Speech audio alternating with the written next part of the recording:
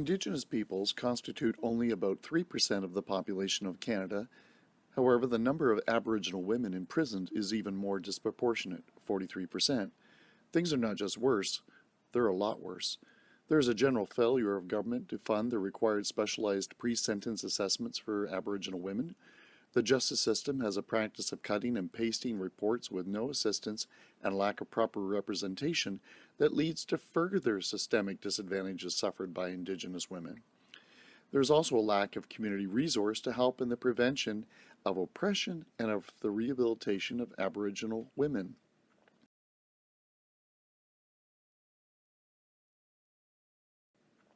Celeste Haldane, the Chief Treaty Commissioner of BC Treaty Commission, indicated that in the last fiscal year, the Provincial Legal Aid Plan had 5,154 Indigenous criminal clients, but it produced only 79 plans.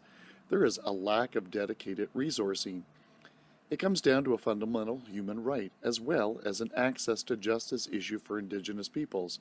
In a time of reconciliation, investments need to be made, and this is one area that a multidisciplinary approach needs to be taken. The experience of Aboriginal women in federal penitentiaries has been a continuation of the marginalization they've experienced for generations. Issues of isolation and dislocation are commonplace. Aboriginal women find themselves overrepresented and under-resourced in the prison system. They frequently are denied access to culturally and gender-appropriate programming and are underrepresented in terms of parole eligibility.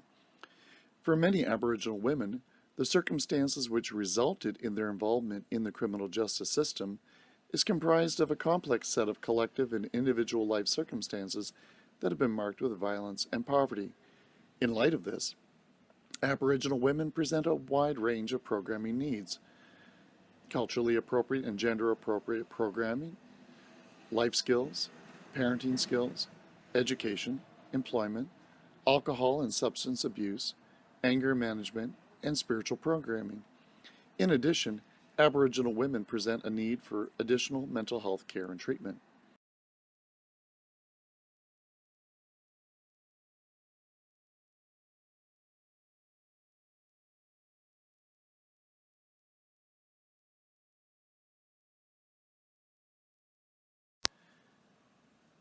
Compared to all other categories of accused persons, Indigenous women in Canada continue to be jailed younger, they are denied bail more frequently, they are granted parole less often, and hence released later in their sentence and also in their lives.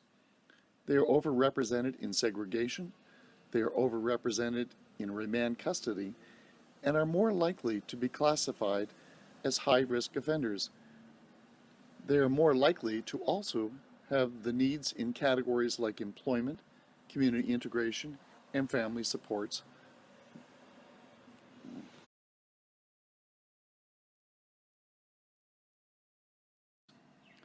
The portrayal of the squaw is one of the most degraded, most despised, and most dehumanized anywhere in the world. The squaw is the female counterpart of the Indian male savage, and as such, she has no human face. She is lustful, immoral, unfeeling, and dirty. Such grotesque dehumanization has rendered all Native women and girls vulnerable to gross physical, psychological, and sexual violence.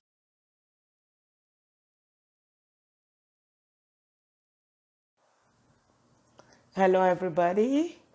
On this portion of the PowerPoint, I was supposed to identify anti-oppressive practice approaches, which I gave a short definition and mentioned some of the elements of what anti-oppressive approaches look like anti-racism, anti-sexism, anti-heterosexism, anti-ableism, ableism, and the rest.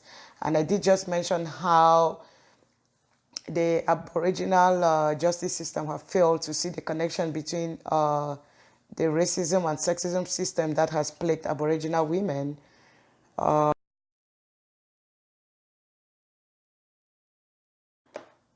I did also just added a slide of the systematic oppressive structures to show how major social problems are linked to the ways our societies are structured rather than the shortcomings of groups and individuals, and you can see how everything is interconnected.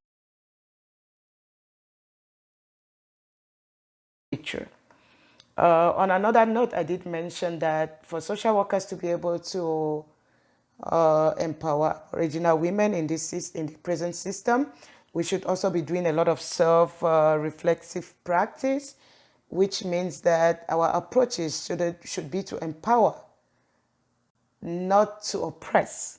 And we should also work more on our personal biases, our use of power, and understand that we should be aware of our potential to oppress Aboriginal women, in the sense that we should be thinking that we are the experts and not listening to them, which has to be the contrary, that we will need to listen to them. Experts. So on that note, I did talk about I did throw a little bit of light on the different levels of empowerment.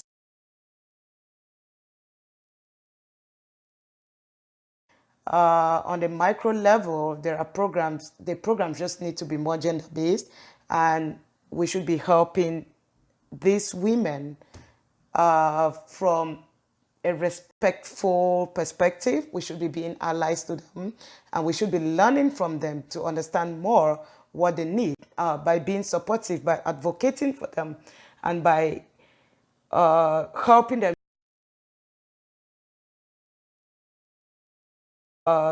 them transition from the prison system into the society.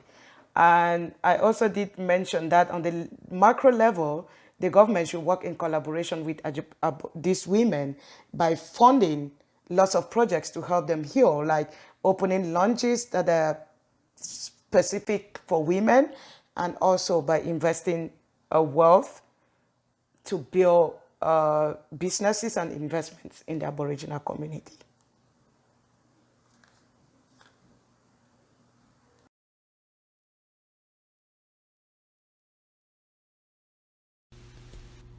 To this point in the presentation, we've talked about the conventional experience of Indigenous women with the criminal justice system and explored anti-oppressive and critical practices and lenses as they relate to Indigenous women in the criminal justice system.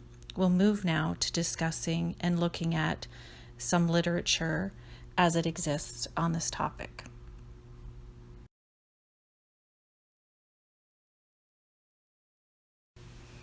The topic of Indigenous women and their experience in the criminal justice system is actually quite well represented across journal articles, texts, multimedia, and there's a tremendous body of work found in Australia, North America, and the UK. For this assignment and presentation, we're going to speak specifically about two articles, and we will be offering some resources to follow for those who are interested in a deeper dive in the topic.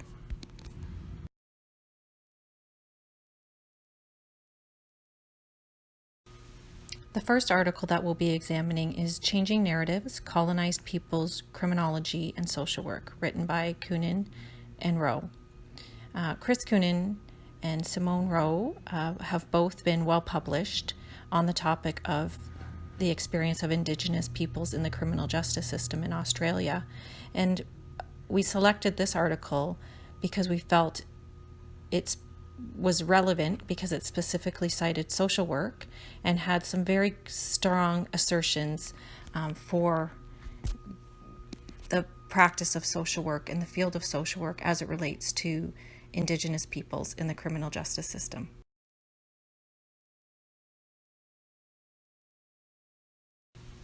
Here the article mirrors actually what we've presented to you thus far, that Western ideologies have been dominant in practice and research and therefore have really embedded colonized ideals and have really propelled the suffering of Indigenous people within the criminal justice system, and that reflexive practice and greater engagement and an integration of post-colonial theory is really in its infancy, and that's why we're still seeing, though we have a greater anti-oppressive lens and call to change, we're not seeing that change thus far.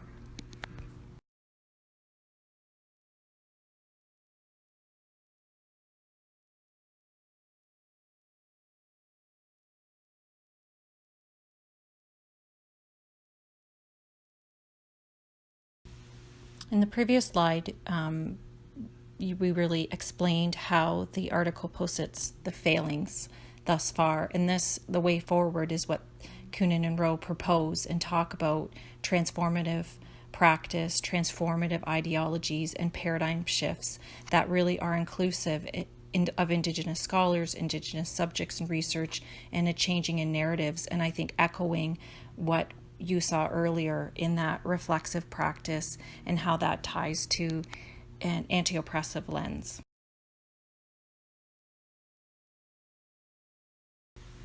The next article we move to is "I've Never Been So Free in All My Life, Healing Through Aboriginal Ceremonies in Prison" by Felice Yoon. And this article was presented, and we decided to present in conjunction with the previous article because it actually depicts the intervention that Kunin and Rowe are espousing and that we've also talked about and will talk about further in the presentation. It's a research article, and it has great qualitative experience from women in prison who have been ceremonies been embedded in leisure time, and that holistic approach has been embedded. And in the next two slides, there's a bit more detail and a citation from one of the women that really, we think, depicts how there can be change from what we have seen in the criminal justice system to what could be possible if adoptions and holistic practice and change actually was facilitated and fostered.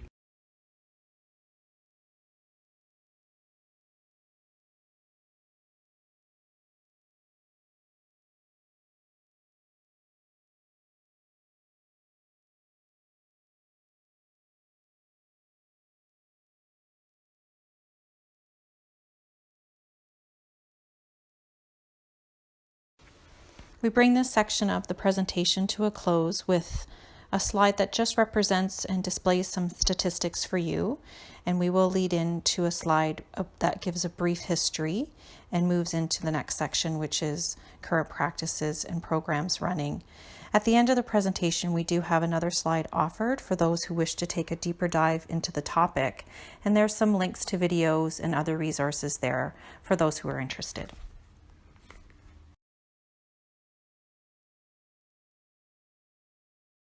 In Canada, the Corrections and Conditional Release Act stipulates that programming must be gender-specific and Aboriginal culturally appropriate. Across Canada, 5 new women's prisons were opened as a result. These prisons reflect a more respectful and dignified environment where the prisoners can be empowered to make meaningful and responsible choices. The concept of a healing lodge offered programs that reflected Aboriginal people's cultures, traditions, and beliefs, and addressed the needs of prisoners through teachings, ceremonies, and interaction with the elders, family, and nature.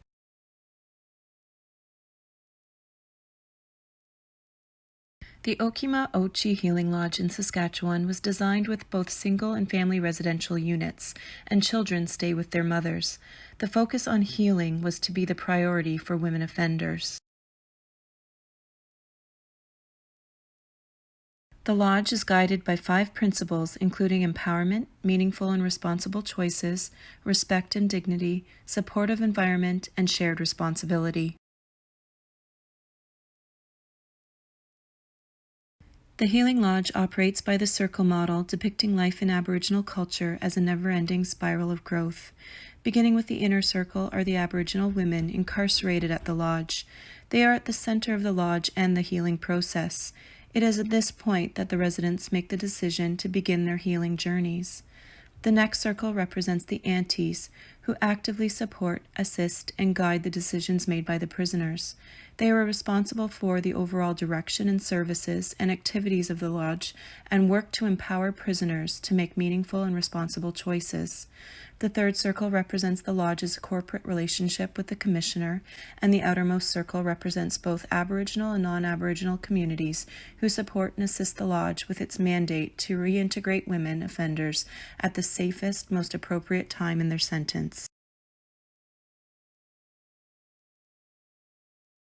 Tools used in the Healing Lodge include both circle work and community engagement. The lodge involves elders, traditional teachers, and medicine people in their ceremonies, teachings, and counseling. There is an emphasis on respect for life and the interconnections of all beings and the earth itself. A holistic approach using the medicine wheel addresses imbalances in the spiritual, emotional, physical, and psychological realms through traditional, cultural, and spiritual ceremonies, teachings, and counseling. The focus is on restoring the inmate's pride, dignity, and worth.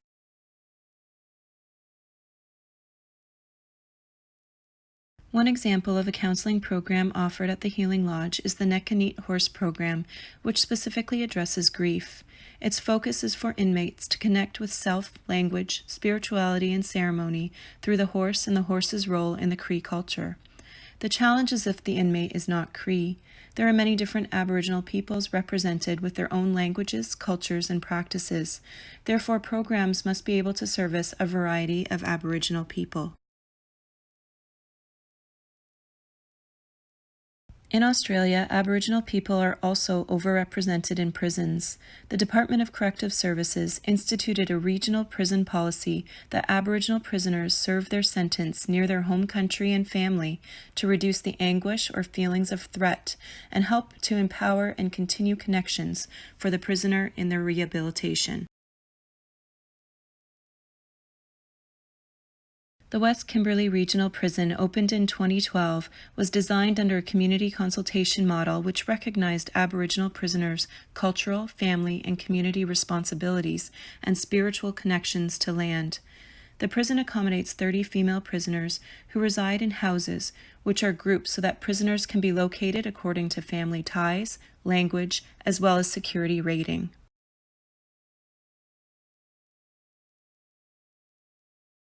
There is respect given to Aboriginal prisoners in maintaining and fulfilling their cultural obligations and responsibilities, such as the ongoing participation in ceremonies and rituals that help maintain their connection to land, to their families, and to their community.